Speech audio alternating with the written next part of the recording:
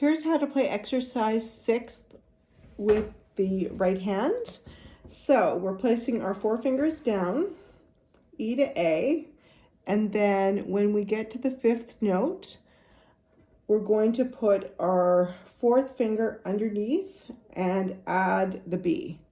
And then we're going to add the C, then the D, and then the E as we go up and then down. It's going to look like this.